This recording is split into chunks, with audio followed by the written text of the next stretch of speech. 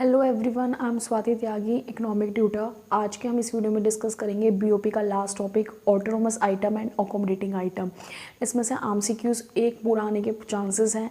Video को and तक ज़रूर देखना। जैसे कि मैं आपको अपनी हर वीडियो में बोलती हूँ कि मैं एमसीक्यूज़ के ऊपर भी डिस्कशन करती हूँ, तो आपको पता होना बहुत ज़्यादा ज़रूरी है कि कैसे एमसीक्यूज़ आने के इसमें से चांसेस होते हैं।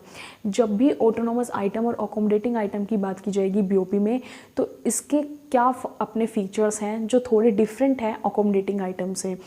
ऑटोनोमस को हम फर्स्ट पहले कंसिडर करते हैं which take place to some profit motive.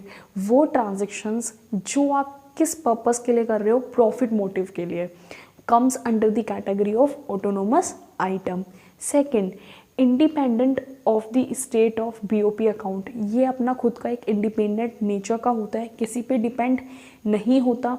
Depend नहीं होने का मतलब कि बीओपी की सिचुएशन डेफिसिट हो या सरप्लस हो, ये उन पे डिपेंड नहीं होता, ये खुद इंडिपेंडेंट इन नेचर है।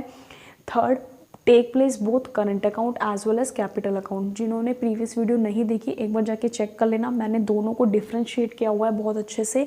अभी मैं बता देती हूँ, करंट अकाउंट में आपके visible, invisible, unilateral transfers, capital transfers आते हैं। कैपिटल अकाउंट में borrowings and lending to and from abroad, investment to and from abroad and change in foreign exchange reserve.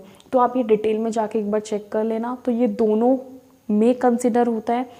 Last, above the line item। तो autonomous items are also known as above the line items। MCQ इसमें से बनने के आपके chances हैं। On the other hand, जब हम बात करेंगे accommodating items की, टू कवर द डेफिसिट्स और सरप्लस इन ऑटोनोमस ट्रांजेक्शन। जब भी ऑटोनोमस ट्रांजेक्शन के अंदर कोई डेफिसिट हो जाती है या सरप्लस हो जाता है, डेफिसिट आपको पता है कमी आ गई, सरप्लस ऐड हो गया, प्लस है, प्रॉफिट में है, तो उनको ये कवर करती है। Next, maintain the balance in BOP account. Maintain कर रही है बैलेंस को। तो बीओपी में भी अगर क्या है, डेफिसिट है या सरप्लस है, उसको बैलेंस करके चल रही है। Take place only on capital account. इसमें दोनों की बात की गई थी, करंट में भी ये कंसिडर होगा और कैपिटल में भी, जो ये वाला पॉइंट था। लेकिन जब हम सिर्फ अकोमोडेटिंग की बात करेंगे तो ये हमारा सिर्फ कैपिटल अकाउंट्स में डील करता है। And also known as below the line item. तो अकोमोडेटिंग को हम बिलो द लाइन आइटम बोलते हैं एंड ऑटोनोमस को हम अबव द लाइन आइटम बोलते हैं। आप कैसे इसमें अपना एक ट्रिक लगा सकते हो, अब खुद सोचो। जो भी ट्रांजेक्शन, जो भी आप किस पर्पस के लिए कर रहे हो, प्रॉफिट मोटिव के लिए, तो आप above the line item, above सोचोगे ना कि मेरे को प्रॉफिट कमाना है, तो ऑटोनोमस क्या हुआ, अबव द लाइन आइटम। आप कवर कर रहे हो, डेफिसिट हो या सरप्लस हो, तो मतलब बिलो द लाइन आइटम। अब एक एमसीक्यू मैंने आपको बता दिया कि ऑल्टरनेट नेम पे होगा autonomous above the line item, accommodating below the line item. Next MCQ जो आपका इंपॉर्टेंट है वो होगा कि कब बीओपी के अंदर सरप्लस होगा और कब बीओपी के अंदर डेफिसिट होगी।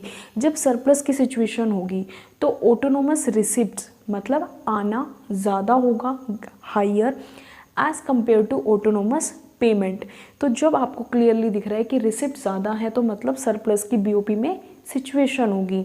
बीओपी में डेफिसिट्स, कमी कब होगी, जब ऑटोनोमस रिसिप्ट्स लेस देन होंगी। अब रिसिप्ट्स कम है तो कमी भी आ रही है, और क्या ज़्यादा है, ऑटोनोमस पेमेंट। तो आप दोनों स्टेटमेंट में देखो कि कहीं भी अकोमोडेटिंग की बात नहीं हो रही, दोनों वर्ड्स में, रिसिप्ट में भी और पेमेंट में भी ऑटोनोमस की बात हो रही है।